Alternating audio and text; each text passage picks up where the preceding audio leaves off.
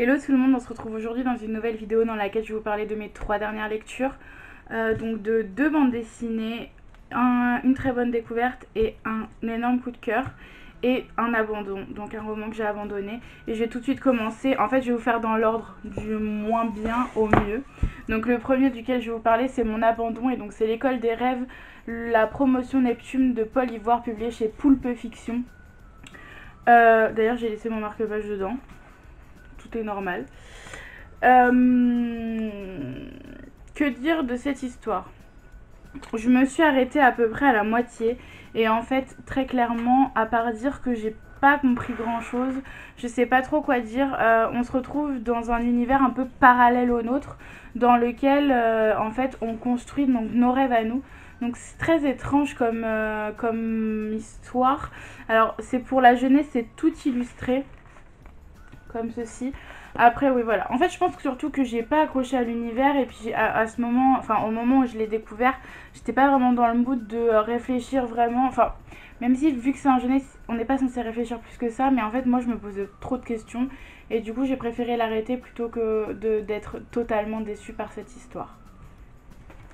Le deuxième ouvrage, donc la très bonne lecture, c'est le tome 2 de Kid Noise, donc Le pouvoir des rêves de Otocto, Kid Noise et La Puce, publié chez Dupuis. Et là, franchement les gars, pas un coup de cœur, mais une trop bonne lecture.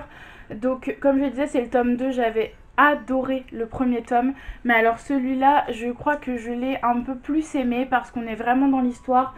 On arrive dans un endroit totalement pas fréquentable du tout et pour autant Kid Noise arrive toujours à ses fins et arrive à livrer la boîte qu'il avait besoin de livrer, donc il avait pour mission de livrer, et donc c'est trop cool. Je vais vous montrer les dessins. Alors en fait ce qui est cool, donc je vais juste vous montrer celui-là parce que je l'adore. Ce qui est trop cool avec cette bande dessinée, c'est que comme on est dans deux mondes, le monde de Kid Noise, je sais plus trop comment il s'appelle, et le monde réel, en fait on a deux sortes de planches. Donc on a les planches avec les contours noirs comme ceci, où c'est le monde de Kid Noise, et les planches avec les contours blancs, où c'est notre monde. Et je trouve ça tellement ingénieux de pas juste mettre un petit mot en disant passage à ce monde là ou passage à ce monde là, et juste changer les couleurs des planches. Pour le lecteur c'est très visuel et du coup c'est hyper intéressant et hyper cool à découvrir. Alors là, mon énorme coup de cœur. Je m'attendais à l'aimer, mais je pensais pas l'aimer autant. Il s'agit du dernier tome des Carnets de cerises, donc de Joris Chamblin et Aurélie Néret. Donc le tome 5, c'est Des premières neiges au Perséide et c'est chez Soleil dans leur collection Métamorphose. Mais waouh, j'ai pleuré en lisant cette bande dessinée, j'ai vraiment pleuré. Ce qui m'arrive très rarement pour une bande dessinée et même pour un roman.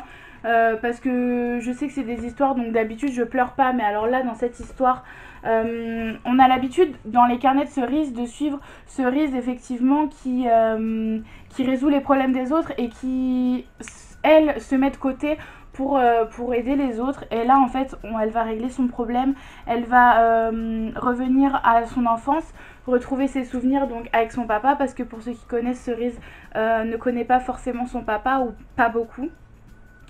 Et en fait on découvre son enfance en même temps qu'elle, elle se souvient de choses qu'elle avait oubliées, etc.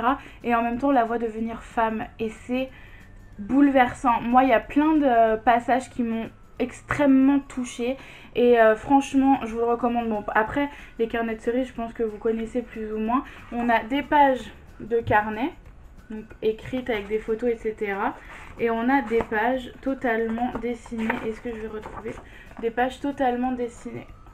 Et c'est magnifique, franchement je vous recommande cette saga en entière. Moi je les ai tous lus, j'ai même lu le petit hors-série qui est sorti à la fin. Donc j'ai lu les 5 tomes plus le hors-série. Je vous parlerai du hors-série dans une prochaine vidéo. Et franchement faut que vous le lisiez. Donc voilà, c'est tout pour cette vidéo, j'espère qu'elle vous aura plu. Si vous avez lu un de ces 3 ouvrages, n'hésitez pas à me le dire en commentaire et on pourra en parler, ou même à venir m'en parler sur Instagram. Et moi en attendant la prochaine vidéo, je vous fais d'énormes bisous et je vous dis à très vite. Ciao.